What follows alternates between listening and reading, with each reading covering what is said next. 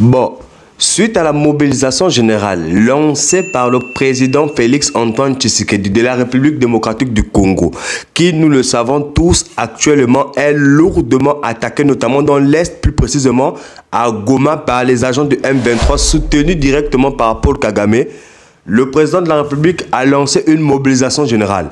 Dans cette vidéo, nous allons expliquer si la mobilisation générale lancée par Félix Antoine Tshisekedi sera un simple effet de parole ou ce sera sérieusement suivi par des actes. Parce qu'on vous a dit 2025, nous ne suivrons que les actes.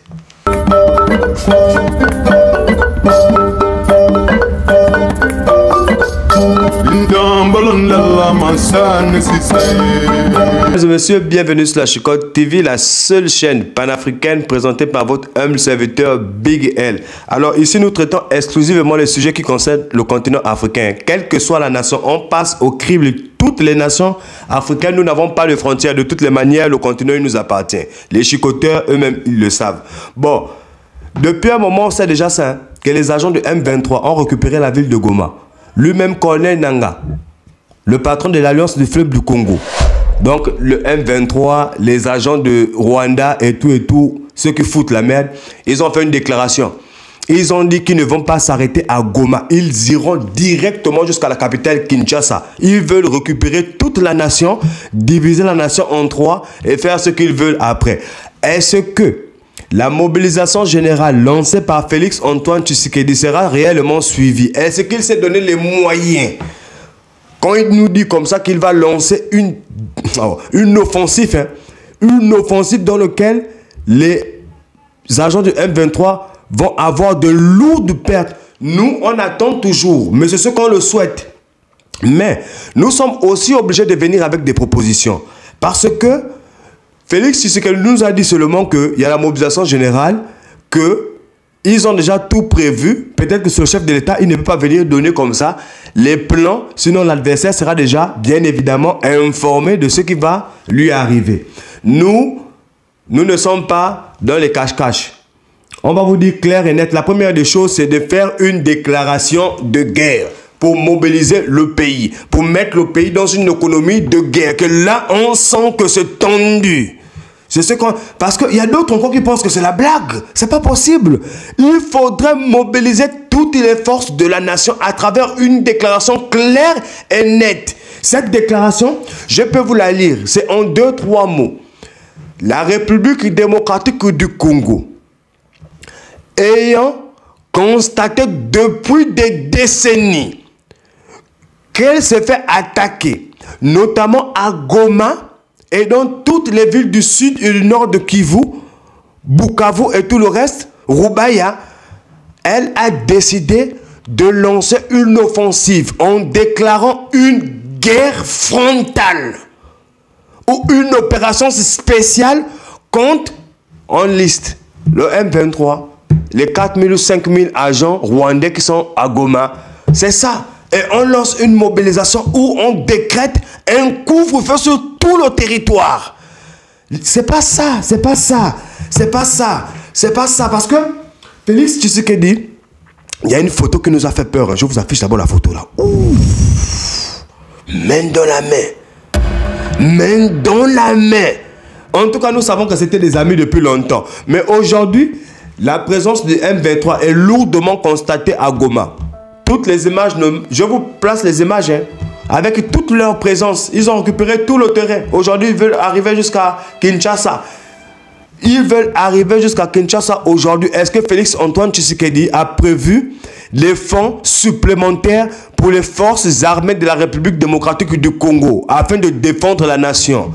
Est-ce que ce sera possible avec ce président qui, c'est aujourd'hui, nous avons l'impression, qui constate en fait que c'est aujourd'hui que la République démocratique du Congo s'est fait attaquer.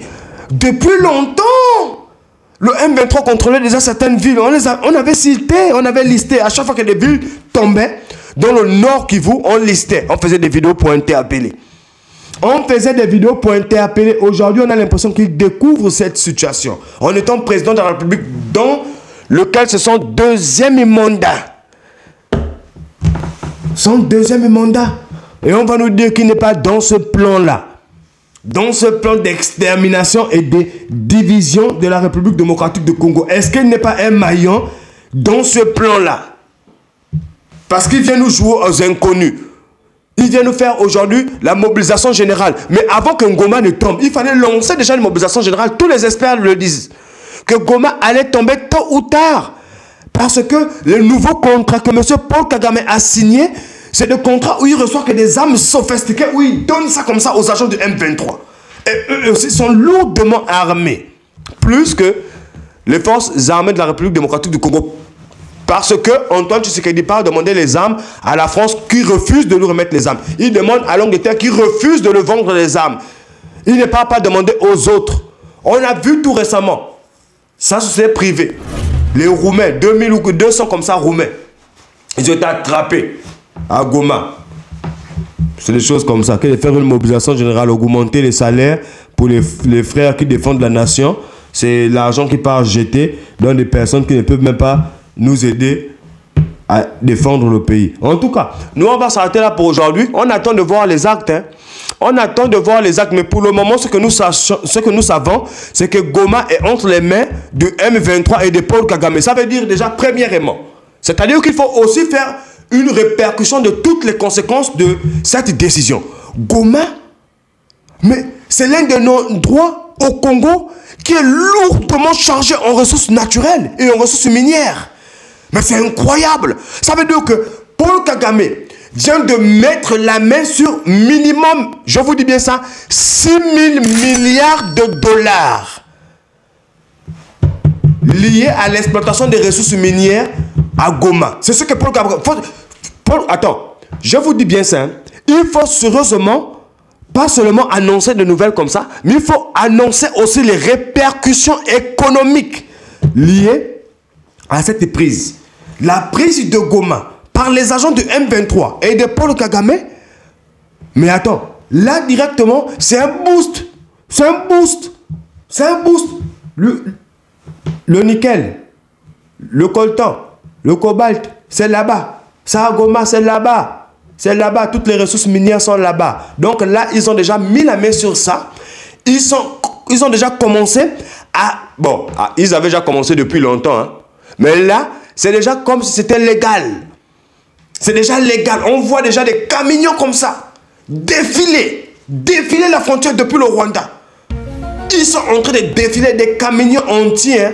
Il n'y a personne à l'intérieur, il n'y a que le chauffeur. Derrière, il n'y a que des ressources minières.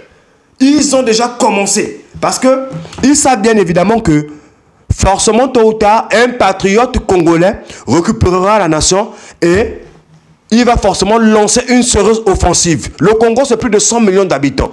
Donc, si réellement, Mwana Congo décide réellement de lancer une offensive, ça reste une offensive terrestre où tous les Rwandais risquent d'être exterminés. Mais comme nous n'avons pas de problème avec nos frères rwandais, nous avons des problèmes avec les gouvernements du Rwanda, il est mieux qu'ils puissent eux-mêmes enlever leur gouvernement. Mais nous, on va chasser tous ceux qui sont à Goma. Nous sommes obligés de leur chasser. De force, bien évidemment. Et aussi, je voulais rappeler quelque chose. Hein. Là, on parlait des ressources minières qui sont en train d'être extorquées par le Rwanda, mais de manière, on va dire ça, légale maintenant, puisque Goma devient une province du Rwanda. Dans quelques temps, Goma va devenir une province du Rwanda. Ça veut dire que ce sera comme ça au fur et à mesure sur toutes les autres villes que le M23 va récupérer. Avec bien évidemment l'aide des agents de Paul Kagame. C'est ce qui va se passer. Donc ils sont en train d'augmenter leur territoire, augmenter la population, augmenter les ressources minières de leur pays. Et nous, on est un dirigeant qui est en train de demander à nous faire des mobilisations générales alors qu'il connaît la situation depuis son premier mandat. C'est là actuellement, sans pourtant même nous lancer une déclaration de guerre. En tout cas, on était obligé de vous tenir informés par rapport à ce genre de nouvelles. Nous allons nous arrêter là pour aujourd'hui. C'était Big L Sachko TV. Allez, ciao, ciao pour un prochain programme.